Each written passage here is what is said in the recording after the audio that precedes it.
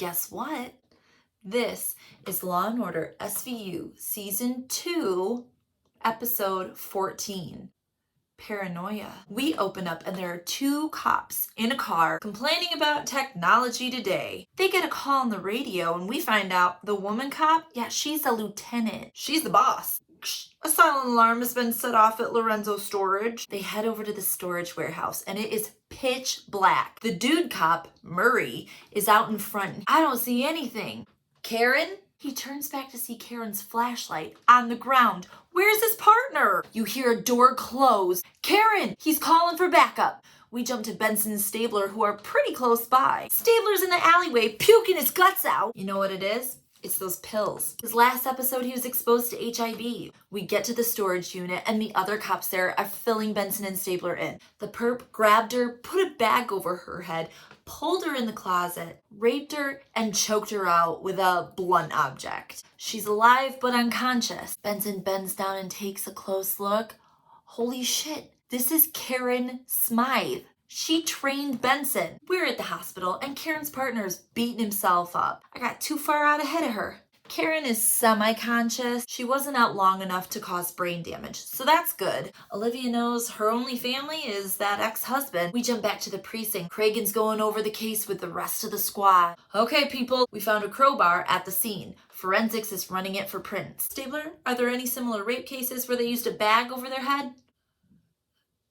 I will check. Yeah, clearly he was supposed to check already. Cragen pulls Staves aside. If these antivirals are making you too sick, I'm taking you off the case. Is that an order? Not yet. Tiptoeing around each other's masculinity again. We're re-interviewing the cops at the scene. The first two guys to respond to the call were Bates and Towns. They were 10 blocks away having a dinner break. Benson's been at the hospital waiting for Smythe to regain consciousness. And it is so cute what kind of good relationship these two have. Karen's like, hey, remember when I used to totally make your life a living hell? Benson was like, haha, those were the days. Stabler gets off the phone. Guess what, guys? We got a hit on a different rape victim who was raped in a warehouse with a bag over her head and then was choked out with a crowbar. It's the same MO. Let's go talk to her. We're at the apartment of Marina Garza. She fills Munch and Finn in with all the details of her attack, and yep, it's the same MO. Suspiciously similar. The homeless guy with Smythe's ID, yeah, he gets ruled out right away. Cragen is antsy. Benson and Stabler head over to forensic and figure out what the fuck is taking so long. We need those results. We jump to the forensics lab and they're not really prioritizing this. And you've had the rape kit for days. Come on.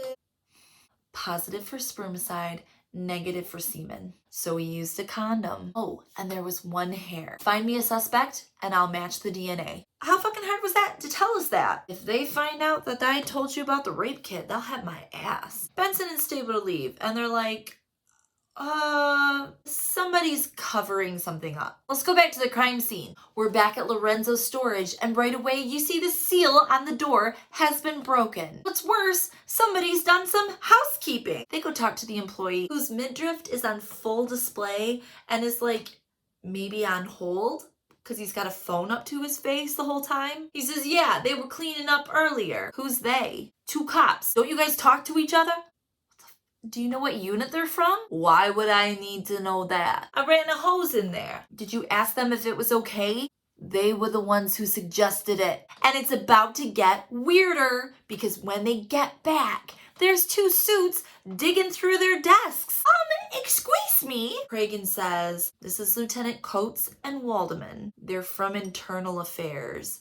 Dun dun dun. Internal Affairs. They want to talk to Benson and Stabler. Have a seat.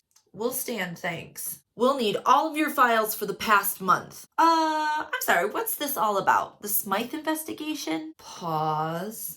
Thank you for your cooperation. Jump to a Greasy Spoon diner where Munch, Stabler, Benson, and Finn are all getting lunch together. Internal Affairs only looks into bad cops, so why are they looking into Stabler and I? We know that we're clean. Munch, who's dressed like the three blind mice, says that they're trying to keep everybody nice and paranoid. Well, we know that they're investigating one of us. Finn says, maybe they're investigating Karen Smythe.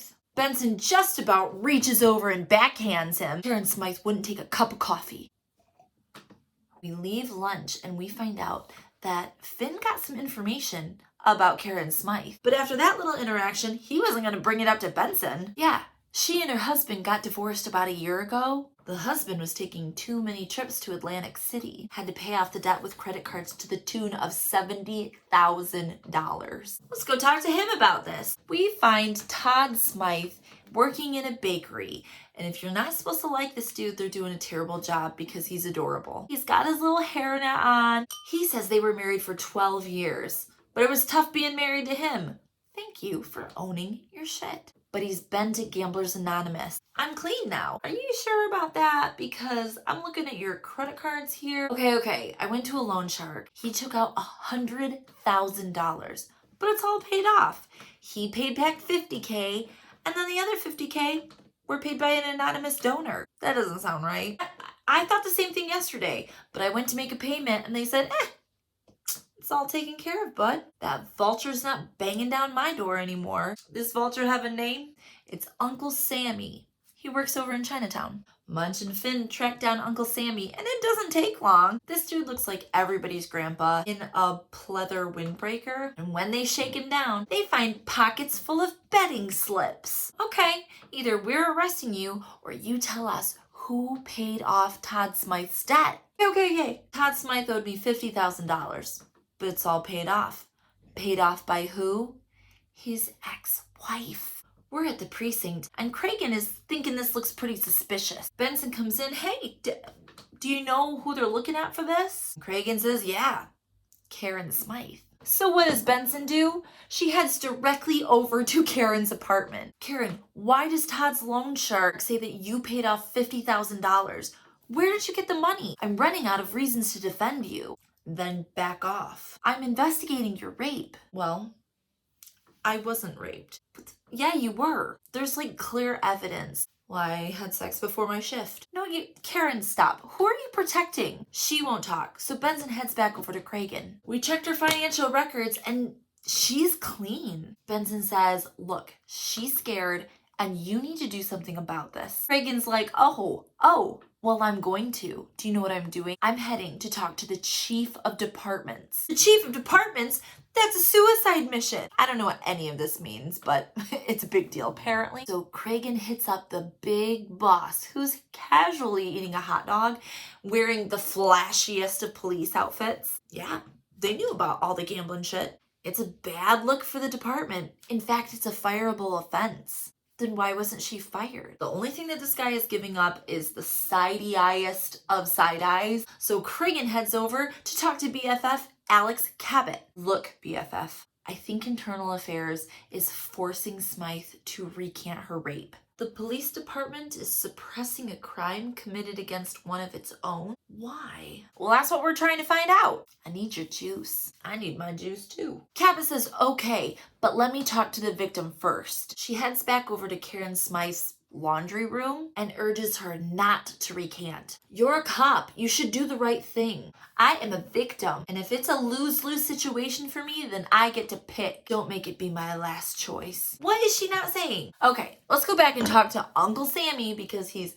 clearly been lying. Okay. 2 cops shook me down. They told me I was gonna forgive Todd Blight's debts or do 15 years. What did these 2 suits look like? Suits? Trench coats, tiny penises, and a lot of misplaced attitude.